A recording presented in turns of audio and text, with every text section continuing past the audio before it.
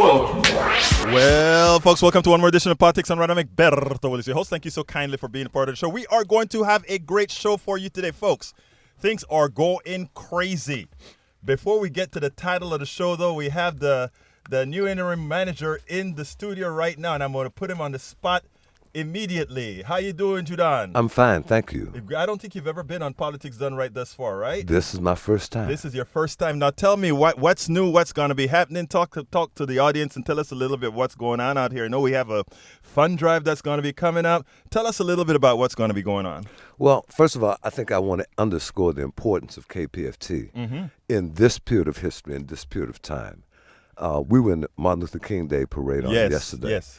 And I've been in the movement, basically all of my adult life. I got involved in the movement in my freshman, sophomore year in college at the University of Texas, and I never stopped. And so I get a certain feeling from being involved in the movement when the spirit of the people begins to rise again, when the people are connecting again to what the issues are and why our condition is as it is. I caught that feeling several times this weekend. I spoke at the Community Music Center celebration of MLK, and I read 3 speeches of Dr. King, narrated 3 speeches during the performance. And I could tell, in fact, several people remarked about it after the presentation and after the musical production, that they had that feeling. See, I've been to the King Center in Atlanta. I've been to the church where Dr. King gave his final speech, been in that same pulpit. And you can feel the energy of when the people are connecting.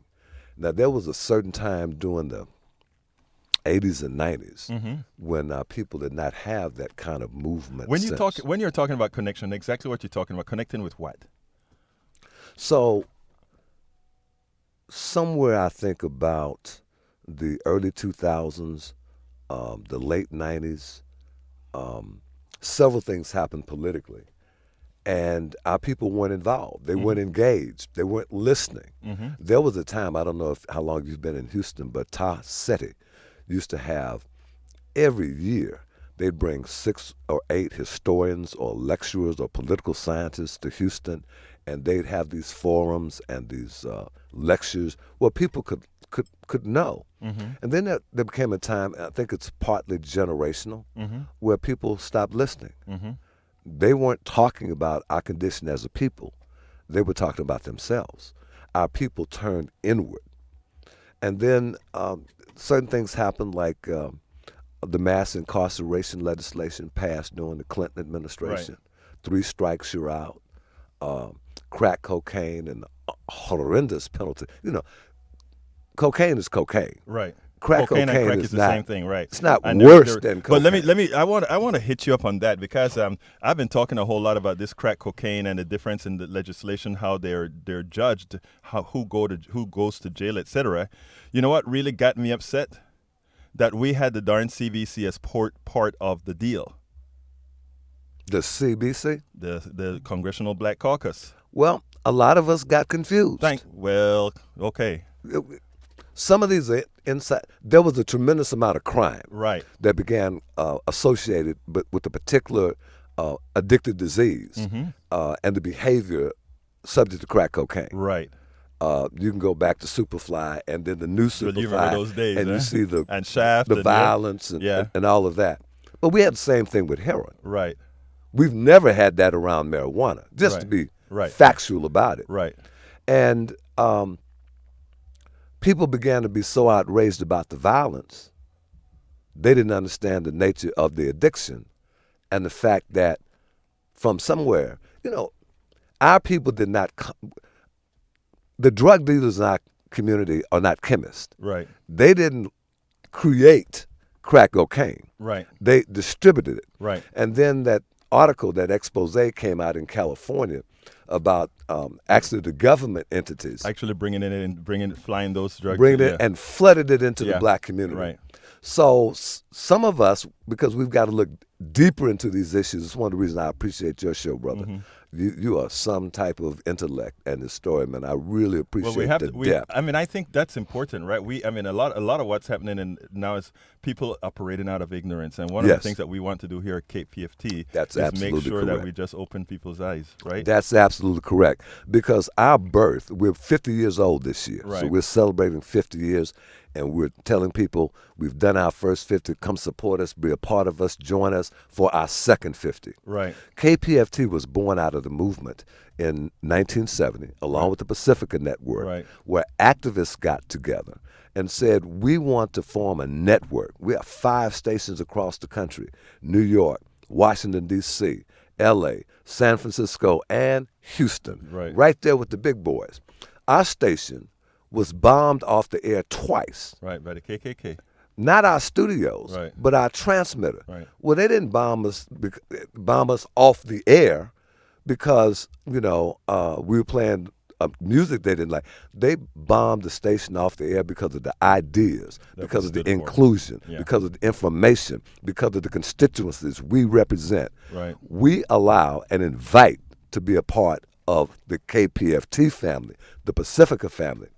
All of these underrepresented, unvoiced constituencies in America. That would be African Americans, that would be Hispanics, that would be the gay community, that would be the progressive community. That would be women. That would be women. Right. Yeah. People, some would say we're radical, but we're really just truth tellers. Right. But we provide access to information locally, nationally, and internationally that's just not going to be on the major, mainstream, corporately owned media platforms. And that is the whole goal of this station. Judon, tell us a little bit now about the fund drive, because we got to get into some Medicare for all and about Hillary. You're going to hear. I think you're going to like what I have to say about that. I like everything you got to say. All right, because brother. You spark communication and dialogue and depth. One of the things that was disturbing me about the political discourse in our community, it wasn't connected to data, information, and research. I spent 11 years at Texas Southern University working in academia before I came over here, running the Mickey Leland Center. Right. And so we're doing 2 things. One, if people want to know what we're about, go to the website. And that is? KPFT.org. There you go. And the same thing with the Pacifica Foundation.org. Because that mission statement says just what I said in longer terms, but it tells people what we're all about. We are listener-sponsored radio. We don't sell commercials. Right. That also means, which means we don't get revenue, but it also means that we are free to speak on whatever we want to speak on without fear of what corporate sponsors might like or might not like about that. And we're also community radio. The basic membership to be a member of KPFT family is $25 a year. Now, I know you don't drink, but I know people who do drink, and they drink way more than $25 up on one day of a 3-day weekend. Come on now. We can't say we don't have that. We need a lot more than that. But the point being, for a basic membership, you get, as one of the benefits of membership, you can vote in the elections for KPFT and the Pacifica people to be on the board of directors of the local station board and the national. So truly, you become an investor in KPFT and part of the decision-making body that governs and evaluates and suggests and gives policy guidance to what we do. Now, that's different from every other radio station, every other station. All right, Judon Boney, new interim director of KPFT 90.1 FM. Thank you, all right, brother. my brother. The fund drive starts on the 23rd. That's Thursday this week. I'll be here. All right. Every day. Every day. Actually, I'll be here on Thursday and Friday. We're going to be taking over this morning and making sure that stuff happens, man. That's right, because you're going to be pitching with Amy Goodman from Democracy Now! Now, yeah. So we're going to clean up, right? Yes, sir. Folks, don't forget, it's going to be 713-526-5738, and we are going to do it. Anyhow, today's show. First of all, Lupita, how are you doing today? I'm doing great. Did you take over? Did you take over the show today, Lupita? No, I didn't. I know the fans wanted me to. Oh, I tell you. But no, it's just back to co-hosting like usual. Yes. But I did receive a lot of compliments. Juan told me that people were messaging him as well, letting him know that I did a good job. So that gave me a lot of confidence. Well, I listened to you on my way into Kingwood. So anyhow, we're going to get busy. That was some important information we had from Judon. Hey, folks, Hillary's Bernie attack was shameful. You know what? Before I say that, folks, for those of you on the video, you see that woman next to me? That's my mother. She came in from Panama. No, you didn't come in from Panama. You came in from San Diego. How you doing, Ma? Pretty good. Good. This is the first time you're actually watching your son live, right? That's true. All right. Okay. She's tongue-tied now. That's true. That's true. That's true. Anyhow, folks, let's get busy. Hillary's Bernie attack was shameful. More doctor organizations supporting Medicare for all. Those are the two subjects. So, Hillary's attack on Bernie has two purposes: slow down his momentum, and second, refuse to accept responsibility for her loss. More doctors on board Medicare for all? Hey, you know what? It's getting serious, folks. We cover two important subjects today. Hillary Clinton is making a lot of noise. It's important that we push back on Hillary for several reasons. She has opened a door I think we can use to finally reach many of her voters who are under the belief that Bernie and progressives were responsible for her loss. They were not. And that is what we're going to start with. But before I get to the program, I want to remind all our listeners that KPFT is a bastion of intelligent voices and programs. As a political activist myself, my favorites are Think Wing Radio with Mike Honig on Mondays at 3 p.m. And of course, we have Open Journal with Dwayne Bradley and crew on Mondays at 6 p.m. And then we have Jazz Latino, Afro-Cuban Latin Jazz at its very best, hosted by Juan Flores and Lupita, Tuesdays from noon to 2. Wait. You didn't do that right. Who is Lupita? Me. There you go. There you go. And then, of course, the show after this, the one that drives me back into Kingwood, it's the one and only Jenner Asian Radio. And I see Naboo right back in there, one of the guys setting up already. A weekly radio program featuring an eclectic mix of Asian underground, Bagra, Bollywood, funk, Hindi Rai, where ancient sounds meet future beats. And that is when and where? Tuesdays from 4 to 6 p.m. There you go, folks. Check out our full schedule at kpft.org, where you can find programming from music to politics to medicine to the eclectic. KPFT is a listener-supported public community radio station, so please remember, if you like what you hear, visit kpft.org and ensure we remain a strong, viable community radio station that provides news, programming, and information not influenced by whom? The corporatocracy. Not influenced by the corporatocracy, people. We got to get busy. We got to get real. What are your thoughts? Give us a call, 713-526-5738. The second subject that I'm taking on today is going to be Medicare for all, because after the show last week, a lot of folks called in and said, hey, you need to do this again. We need to know some more stuff. We want to hear these things. John, I'm coming to you soon after. And Scott, I'm coming to you as well. But let's get busy with this stuff with Hillary Clinton. Before I was going to write a blog of the week. And the blog of the week was going to be about Hillary's comment saying, I'm not necessarily going to vote for El Señor Bernie Sanders. And then I said, suppose Bernie had said that. The whole Democratic Party would have exploded. I can't believe he's not going to support the party nominee. Okay, that's what would have happened then. I can't believe he won't support the party nominee. But she comes out and she says, nobody likes Bernie. I'm hearing some breathing on the thing. Is that something there? Okay. I think this may be maybe too loud on this, the gain on this particular mic. Yeah. Anyhow, okay. Now, here's the deal. If Bernie had said that, it would have been the end of the world. She said that Bernie does not have the support of people. Nobody likes Bernie. Bernie is a senator that has the most support, bar none. He's the most liked candidate, bar none. Okay, that's a fact. Second fact is the following. Many, and this is where the reason I didn't write the article, because I wanted to be pensive about it. I wanted to be factual about it. I wanted to think about it, because my goal is not to alienate Hillary Clinton's current followers. My role is to try to make peace and let them know that the person that they're following, love Hillary if you want to. That's your choice. But remember, we have to move forward. And here's the reality. Hillary Clinton lost the election not because of Russia, not because of Bernie, not because of all. Russia played a part. Maybe if Russia didn't get involved, she would have gotten enough votes to win anyway. Bernie, a lot of the Bernie people, most of them voted for her, but a few didn't. Maybe if some of those had voted for her, they would as well. She would have won as well. But the real thing that caused her to lose, and the math is simple and the math is absolute. If you go to Michigan, if you go to Wisconsin, and if you go to Pennsylvania, she just did not perform with the black vote in those states that she should have gotten.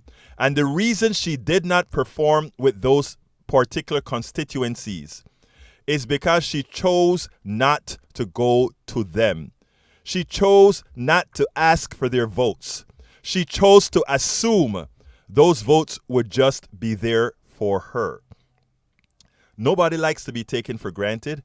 And 200,000 people, the difference, 200,000 people in less folks voted in, I think it's either Wisconsin or Pennsylvania, I don't remember which state, than did in the Obama years. So the hard facts are this. Even with Russia's involvement, even with Bernie's people who decided to go Bernie or bust, if Hillary had done her job in those three states, which she lost by 80,000 votes, she would have been president of the United States. It is always, let me tell you what I told, and Scott and John, I'm coming to you. Let me tell you what I told the Bernie folks. I was a delegate for Bernie in Philadelphia. And when a lot of Bernie folks were starting to act up and said, oh, Hillary stole a lot of it, apart, this or that, I looked at her and I looked at most of them and I said, it's the big boys, it's a big boys, big girls game. In other words, all these candidates do all kinds of crazy things to win. So when you lose because you didn't go ahead and play the game, it's just that you lost. And Bernie was man enough to accept that. Bernie was man enough to go to the convention. I was there and came out immediately for Hillary Clinton. Bernie didn't wait. Bernie didn't wait for his delegates to be counted at the convention floor. I was there. Bernie stopped the count and Bernie said, my votes are all going to Hillary Clinton. For Hillary Clinton now to say, if Bernie becomes the nominee, I'm not sure if I will support him. That is not only a mark on her, that is her disregard for the party instead of just being for herself. That's a fact. But anyhow, I'm going to go to Medicare for All now. Let me go ahead and run and take John. John, come on in. You're on line one. Hello, can you hear me? Yes, sir. Yes, sir. All right. Okay, tone down a little bit because I'm hearing a little echo, sir. All right. Go ahead. What about now? Thank you, Can sir. you hear me now? Yes, sir. All right. So what is it you guys want to talk about? You want to talk about Medicare for All? No. I mean, what is it that you want to talk about? Well, the reason we're talking about Hillary Clinton, I mean, we just went off on her. The reason why Hillary Clinton didn't win the election is because no one liked Hillary Clinton. Okay? No one likes Bill Clinton or Hillary Clinton's policies, That's the reason why no one voted for her. Okay, let me stop you. John, we're a fact-based program here. Let me just say one thing. Hillary Clinton won the popular vote. She won the election. Hillary Clinton proved a woman can win. Hillary Clinton proved that she had enough of a message to win. If that's what you're going to base your election on, as being a woman or a man, no, that's not what. That's the wrong reason. No, you're right. Run for office. You're right. That's not what I'm saying. Bill Clinton. Okay, I'm 45 years old. Mm-hmm. Okay, when I went to college, the cost of tuition was $17 a credit hour. Right. Right, for me to go to community. Well, Bill Clinton changed that in 1997 when he wrote a bill ending that, and that's the reason why now community colleges are $175 a credit hour. Mm-hmm. Bill Clinton, no one likes his policies. Bill Clinton with his also did with health care made it more difficult for patients to sue for malpractice. All right, let's clarify a few issues there, okay? Bill Clinton did sign those bills, But Bill Clinton did not write those bills. Newt Gingrich wrote those bills. They believe that college was supposed, they don't believe This in is the problem. That's Yes. the reason why people voted for somebody new. It's because they're tired of the Bush, Clinton, Bush empire.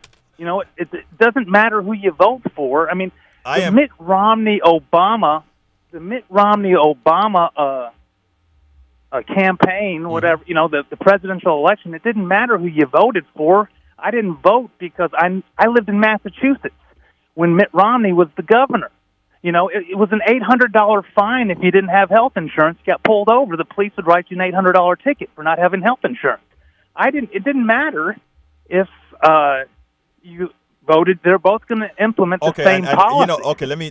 I don't know how often you listen to Politics Done Right, but if you listen to Politics Done Right quite often, you hear me talk about the left rail, you hear me talk about the right rail, and you hear me talk about the establishment, and you hear me say that both establishments are all in the same because they're funded by the same people, and that's why when you get outliers like Bernie Sanders, the whole establishment comes down on folks like him. And why do they come down on folks like him? Because what he's trying to do is transformational. What he's trying to do is to bring issues to the forefront that really works on middle-class America and poor America. So you've heard me, if you've listened to the show, you've heard me say that, which means I'm not in at all disagreement with what you're saying.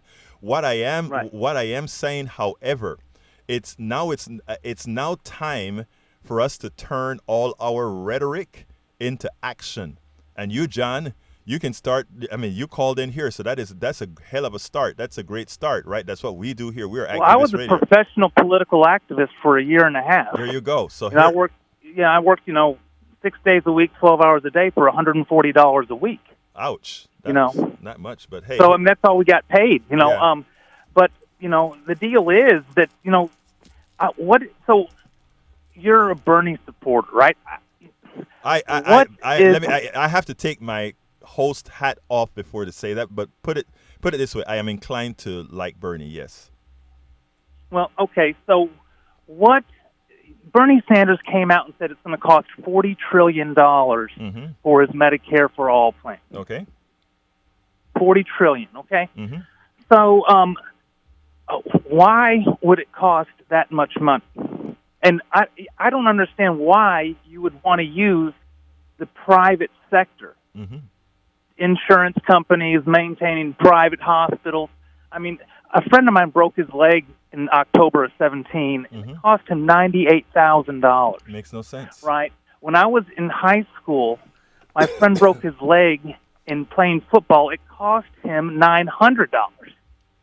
So, what's gone on in the last 30 years is the private sector has taken control of our health care. And hold 1 second. And that is the issue. Here's the problem. You have that story to tell. How often are you telling that story? You see, when we talk about Medicare for All, we have the Partnership for the Future of Americans Healthcare, who is funded with unlimited amount of resources, going out and telling people the following. If you go for Medicare for All, 143 million people will lose their health care, will lose their health insurance. That's what they tell people, and then people go crazy and they get scared. The part that they don't tell them is that, but what you get is you can go to any doctor you want. Whatever medicine that doctor prescribes to you, you don't have to go to the insurance company and beg to see if it's on the list or not. And that is some of the stuff I'm going to go more in detail when I talk about Medicare for All and the doctors who support it. So what I'm saying I'd like to hear more about that. But see, the United States insurance is relevantly a new thing in the United States. It came on in the 70s, okay? And before insurance, the United States had a policy. It was called the Hill-Burton Healthcare System. Right. And it was a national policy, right? And so the United States built national hospitals, and they funded them. John, I am with you. I'm going to have to go to the other caller, John, but here's the deal.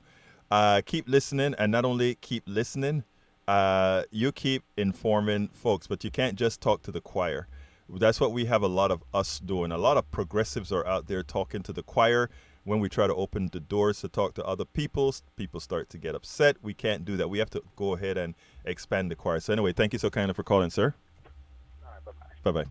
All right, Scott, come on in. And folks, we have lines wide open. 713-526-5738. Again, that is 713-526-5738. Come on in, Scott.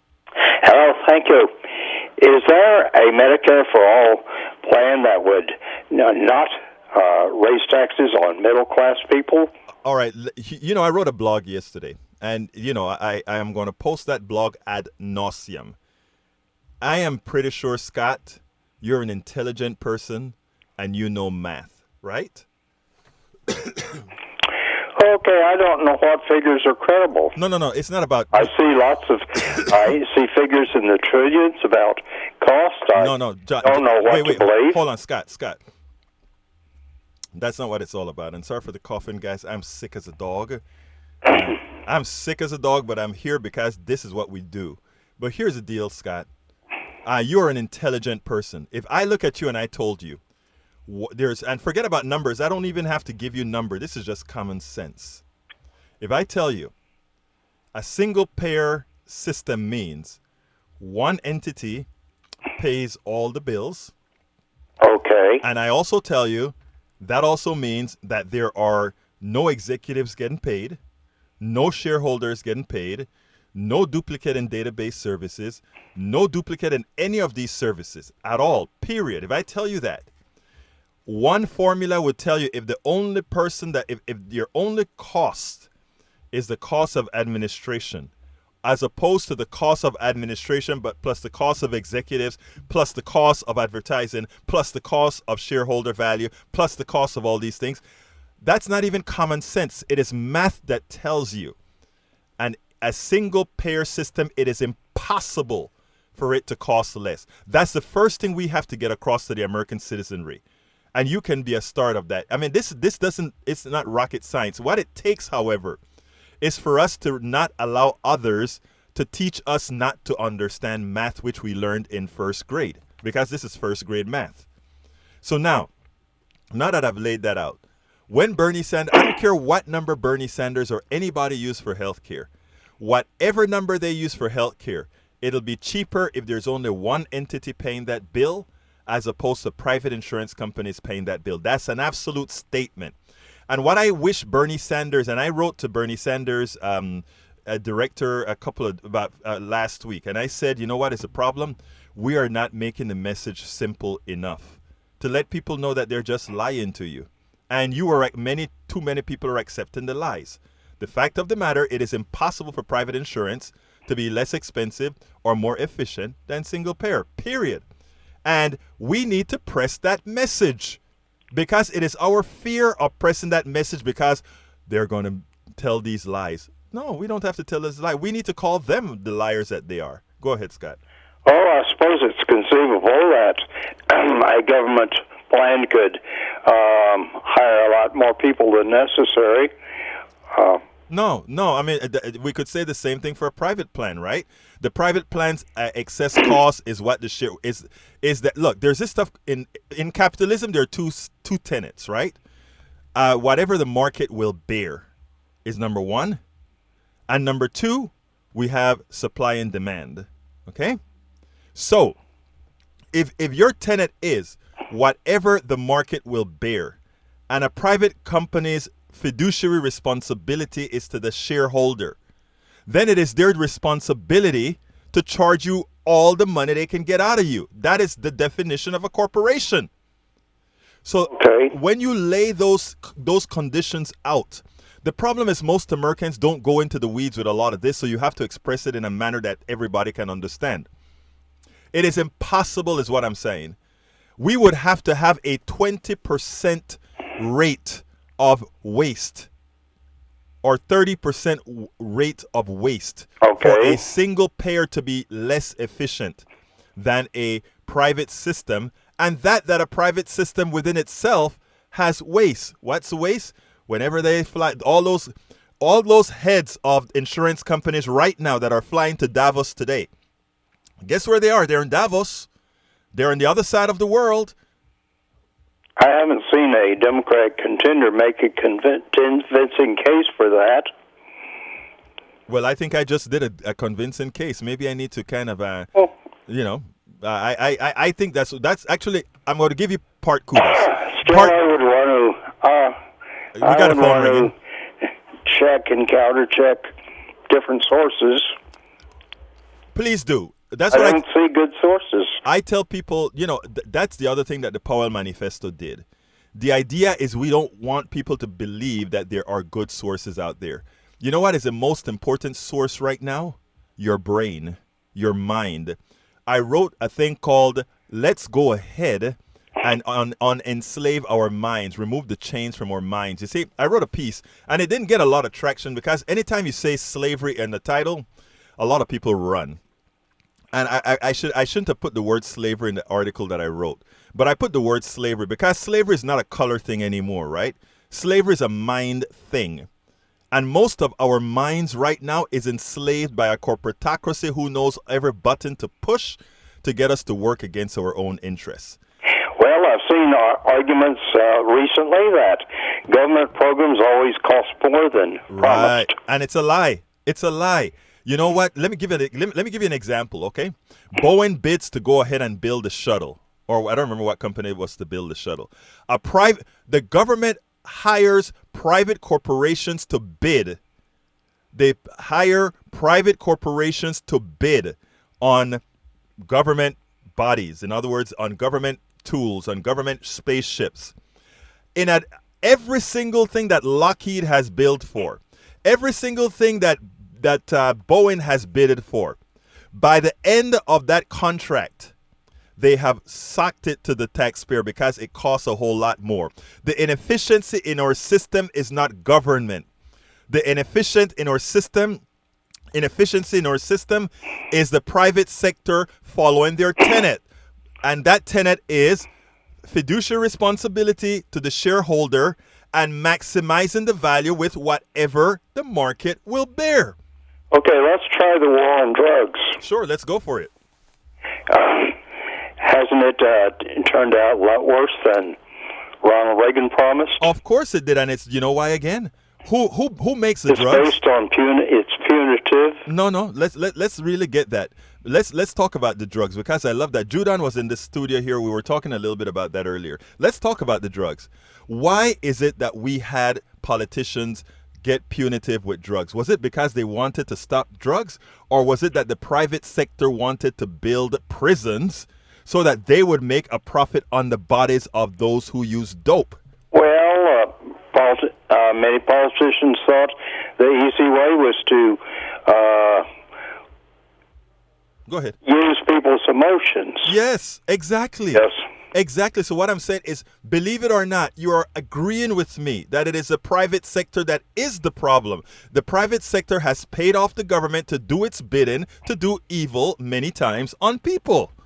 And you saw it in the drug deals, in the what we spoke about, incarceration of people. We see it in the way Medicare, the private folks who bill Medicare double bill them. We see it everywhere. It's not the government that do the wrong thing. It's a private sector hired by the government who rips the government off. And then at the same time now they said, oh, the private sector is more efficient. And we believe it because that's the narrative we've been taught. I don't think the war on drugs is that completely private sector. Now, there are private prisons. No, it is private sector. And let me explain, okay? You get these institutions, you get these think tanks, which are private or many times non-profit private sector guys who are billed or who are invested in by the military, the prison industrial complex and all these guys. They invest in these non-profits. These non-profits are lobbyists to the government who write the laws. And after they write the laws, those guys profit.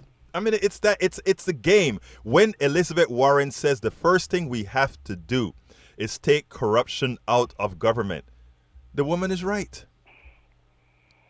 The woman is right. I got to go, Scott. Thank you so kindly for calling, sir. Bye-bye.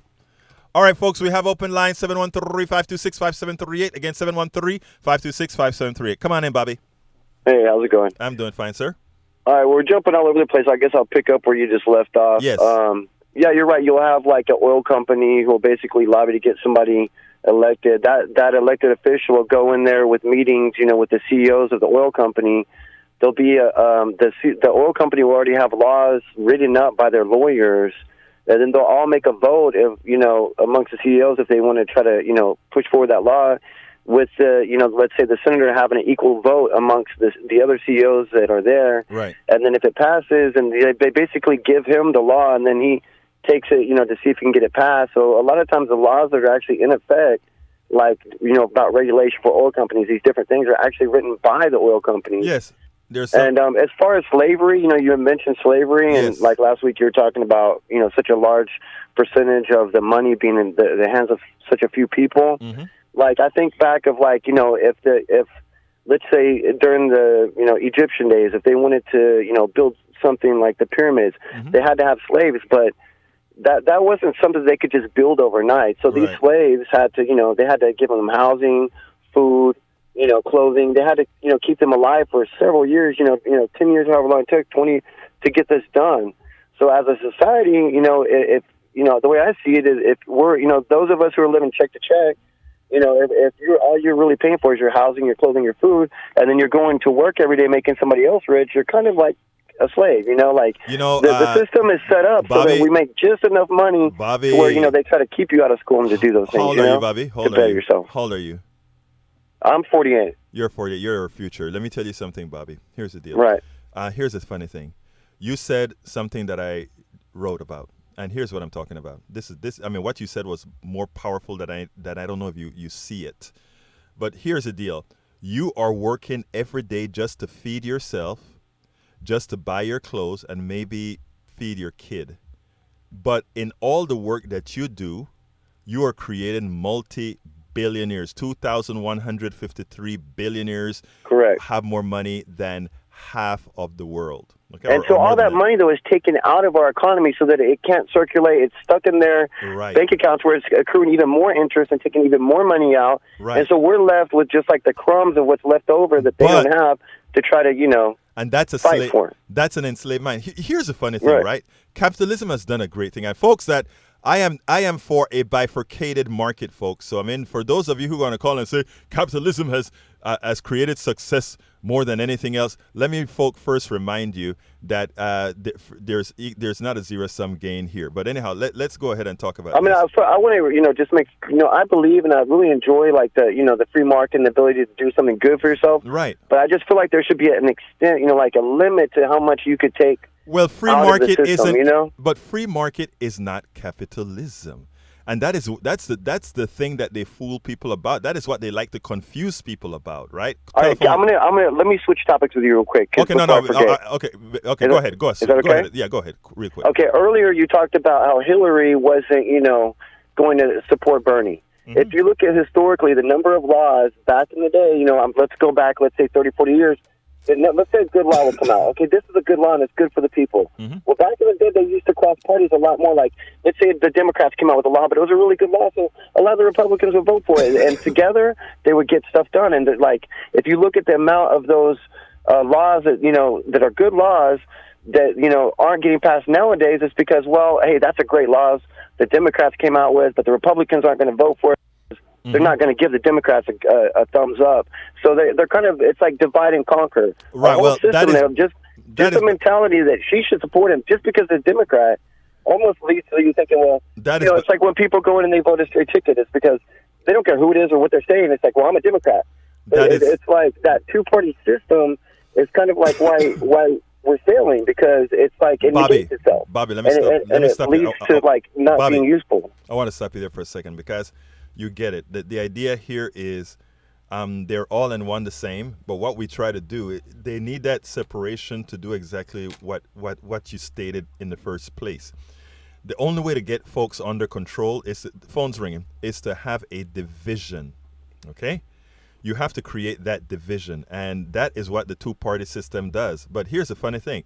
The base of, not the base, but the establishment of both parties are one and in the same. When a Bernie or even to some extent an Elizabeth Warren comes along, they change the dynamics, and that is what the establishment fears. And if you're going to notice, there are Democrats who've gone on TV and said, if Bernie and Elizabeth is a candidate, they'd rather have Trump. Right. Okay? We have to understand what's going on. But, Bobby, keep listening, but I got to go to another call, but we'll go ahead and talk later, okay? Okay, have a good day. Thank you, sir. All right, let's go. I was supposed to be talking Medicare for All continuation from last week, but these callers are having some good topics. Come on in, Tom. Hi, this is Tom, and there's something that everybody I hear on the radio and I talk to that they just totally leave out of the equation, and that's all. That's about the slavery that we're involved in, or trapped in, by giving all this our tax money. You know, our individual, we pay taxes on everything to the damn corrupt federal government and state government. Nobody brings that up. You're a slave to the state. You're paying high taxes. I am not sure. I'm not sure how to answer that one, to be honest with you. Because you don't have to answer. Yeah, I already know. Well, the reason I'm saying that, Tom, is I think, in my humble opinion, on that part, you may not be on the full base. And let me explain what I mean by that. All right? Look, you have to have your roads. You have to have all these things. And that's what taxpayer dollars are supposed to do. When you have a society, we pool money together in a progressive manner if we want to be fair, and that build these things that feed the commons. Okay, that's what we should have. That requires taxes. Now, if you want to talk about those in government who take your tax dollars and in effect make it a transport to private companies that rip us off, I would be with you. But that is what we're trying to solve with the Bernies and so forth, where your tax dollars actually work for you.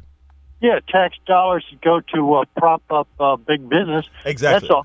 Again, I would be with you. Again, I think too much taxes also. Tom, there's too much waste in government. You left out waste. State government and federal government is just wasteful. Let me ask you something. Let me ask you to give me one example, because what I like to do is come across with facts, right?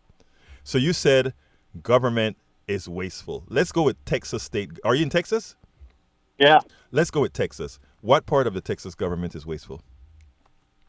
Every part of it. No, just give me a specific thing that you think we're spending too much money on in Texas. TxDOT. Exactly how? Oh, man. They're building the roads from designs from let's say, the 1920s and 30s. Okay. Now, what could they have done less expensively? Everything. Okay, Tom. Let me tell you why I did that. I wasn't trying to be facetious there. Okay, I mean the mode what the plutocracy has told Americans, okay, is that they're paying too much in taxes. Right? If you take a look at how you as a Texan, how much you pay in sales tax and all these other taxes, it's a very small amount. If you take a look at what people like the corporations are supposed to pay, given what they pollute, given what they take out, what they throw out in the air, it is your responsibility to put a whole lot of money in. It is your responsibility to put a whole lot of money into schools. They don't. The reason this narrative came along about somehow we're paying too many taxes is not because of you and me. You and I don't pay a lot of taxes to the state government. I do too. Okay, wait, hold on a second, Tom. I really want to get this. And federal tax. Hold on. We'll go to federal afterwards. The reason why a lot of Americans are talking about too much taxes has nothing to do with their own pocketbook. It has to do with the pocketbook of the billionaires, who they have to convince you that the 50 cents that you're paying is too much so that they don't have to pay the millions that they have to pay. So they have this narrative out there that government is wasteful. Not true. The only part of government that is wasteful is a part that interfaces with private sector, which the private sector rips off the government. So let's get it right. We have to get it right. You pay high taxes. I don't want to pay high taxes. All right. I tell you what, Tom, keep listening. We talk another time. Thank you, my brother. Have a good one. All right, let's go to Humberto. Háblame, Humberto. Roberto, buenas tardes. ¿Cómo estás, hermano? I'm very well, man. Bien, gracias. Talk to me. I just want to say, as a political view with Bernie and Elizabeth, that's the ticket that I would like to see running for the White House. But one thing I wanted to bring to attention, because I was in Michigan not too long ago, and I was hearing something about having a real ID.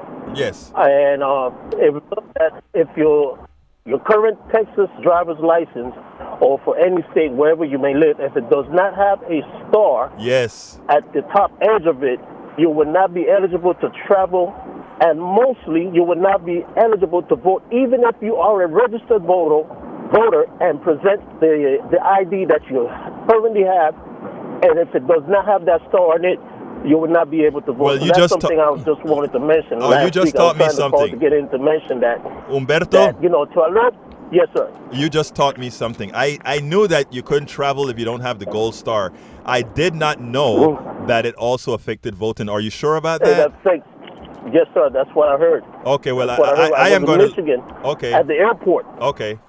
I didn't know that, folks. So please do make sure that Yes, your sure. driver's license, especially here in a place like Texas that has some voter suppression, that you make sure you get the appropriate driver's license. Thank you, Humberto. Anything, algo más que me quiere decir? I'm going to be quiet and listen. I love your show. You keep up the good work. Muchas gracias, Educating hermano. a lot of folks. Igual, mi pana. Tenga buen día, Bendición. pana. Suave. Ciao. Okay. All right. Bye-bye.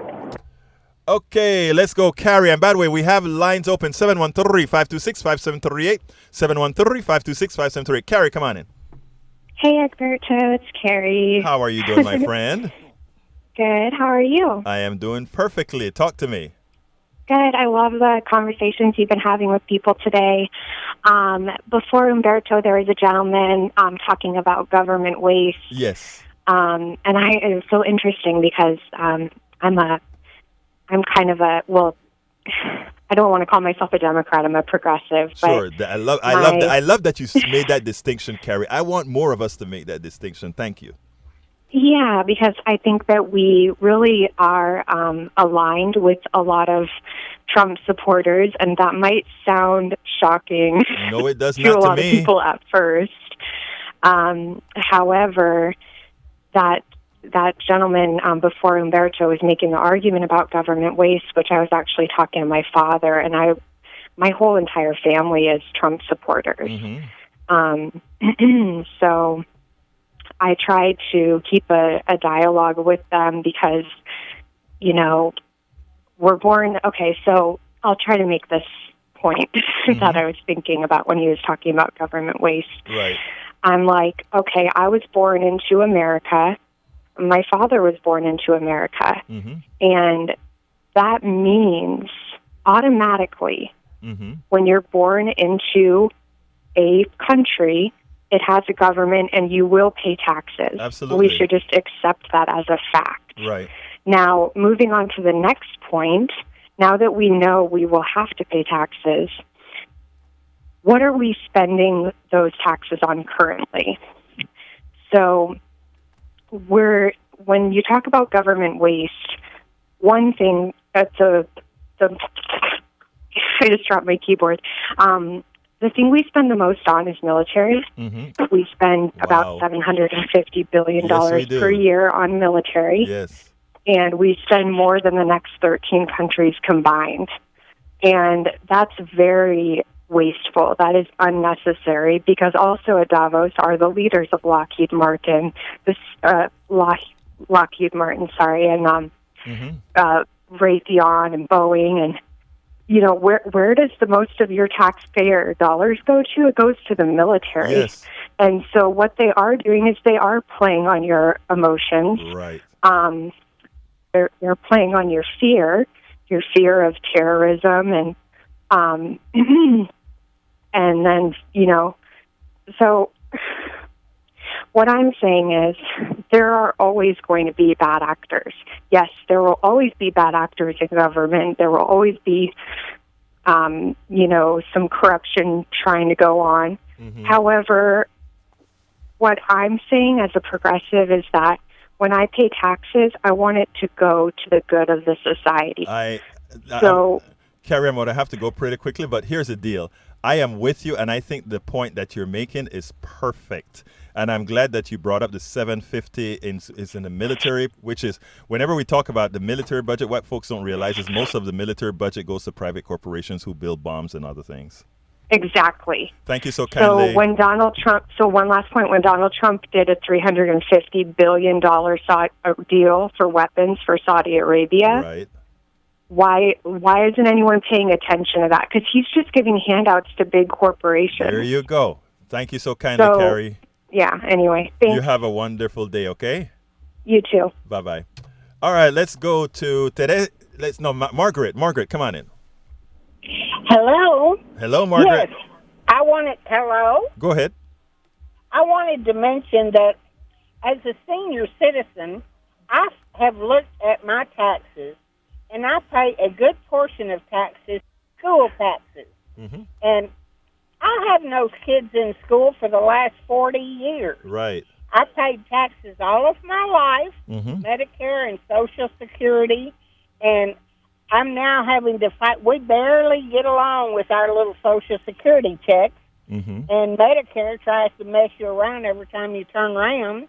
But it seems to me like people who have children should pay school taxes. All right, Why do 60, 70, and 80-year-old persons need to pay school taxes? Okay, you make We a pay very all good that point. when we Okay, you made a good point. You make a good point, and I don't have a lot of time, so I'm going to answer it this way. I'm going to ask you to accept it on face value, and you keep listening to our show, and you keep calling in, and you'll always have a voice here. So let me just give you an answer, and that is all of us pay taxes that we don't necessarily get the use of those particular taxes for. In other words, I pay taxes for things that I will never use. I pay taxes for some guys who are flying planes. I pay taxes for a lot of things.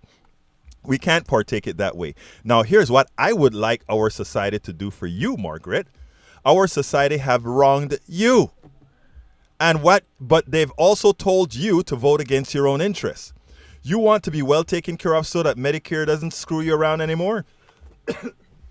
Support Medicare. Of course. Okay, then support Medicare for all. You want to make sure that you get a better Social Security check? Then support a progressive candidate who realize that we don't need to cut Social Security. We don't need to do chain CPI. What we need to do is give you some more damn money. And why do we need to give you some more damn money?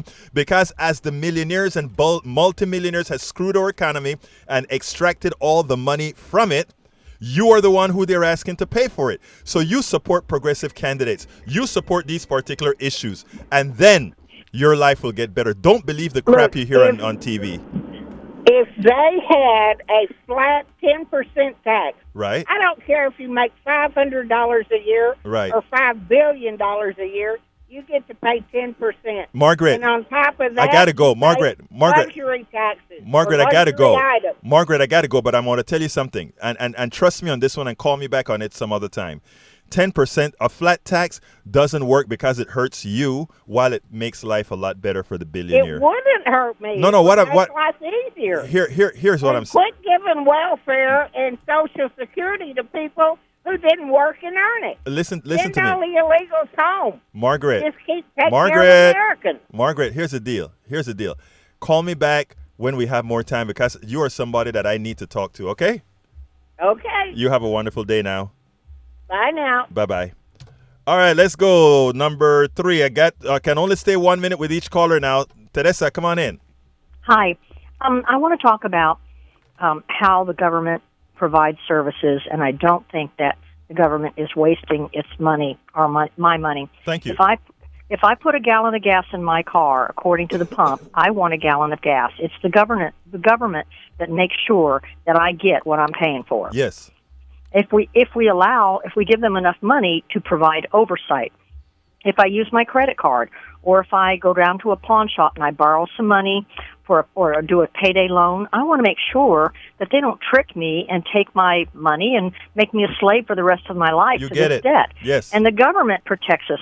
If I have a pension plan or if I have stock, and I don't understand all of the minutia of that financial transaction, I want somebody that guarantees that when I retire, I get the money that I put into it and what they promised up front.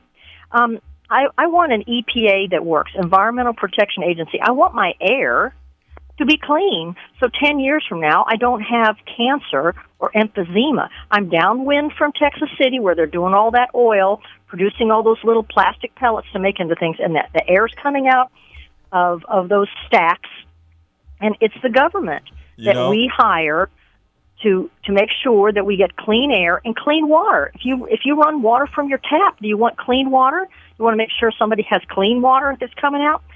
Federal Teresa, Aviation Administration, the FCC, Teresa, education. I want good education for children and training for them because I don't want them Excellent. begging on the street. That does not help the quality of my life. Right. If my government does not provide a quality education, even if I'm 65 and I don't have children, I might have grandkids. All right, Teresa, I got to go, but let me tell you, first of all, very, very solid, good points. You keep on listening and keep on calling in, okay? My pleasure. All Bye-bye. right, bye-bye. All right, let's go to Gary, line number 5. Come on in, Gary. Hey, good afternoon. Good afternoon. Quick comment and a quick question. Yes. I work for corporations and I work for government, and there's corruption, waste, fraud, and abuse in both of them. Absolutely. There's not one that's just a stellar example They're of people. not having that. They're people. Yeah, it's people. So the difference in my mind is having some sort of a feedback loop that corruption is weeded out and maybe whistleblowers are rewarded instead of punished and so on. The systems are set up to reward people who try and weed out that corruption. Real quick, go to the question now, The sir. question is, earlier you said, if I understood you right, you thought there was no difference between the Democrat and Republican parties? No, that's not what I said. What I said is there's no difference between the Republican establishment and the Democratic establishment.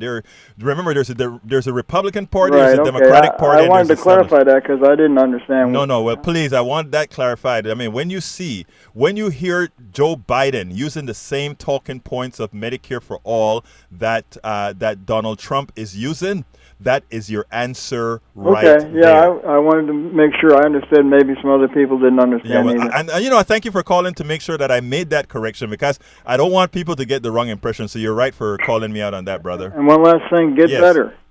Thank you. I appreciate it, Better. man. All right, you take care, brother. Bye-bye. Bye-bye. Okay, I think MOD, you have a minute. Talk to me. What do you think they're talking about in Davos? Talk to me about Davos. What's that? What do you think they're talking about in Davos? I know you're going to tell me what they're talking about in Davos, but you and I know exactly what they're talking about in Davos. So shoot. Well, I think that would be too much for. I would think. Do you think China is a communist republic, Roberto, or a technocratic? Okay, I know where you're going. Let me tell you, China is the largest capitalist country by people, and it is also a technocratic country. Okay. Okay. Do you know who helped frame that? The infrastructure. I got 5 seconds before I have to close the entire show out. Yes, that's what they're talking about in Davos. All right, thank you so kindly, buddy. Folks, my name is Egberto Willies. This is Politics Done Right. And guess what? You guys know exactly how I end this show, and it goes like this. I am what?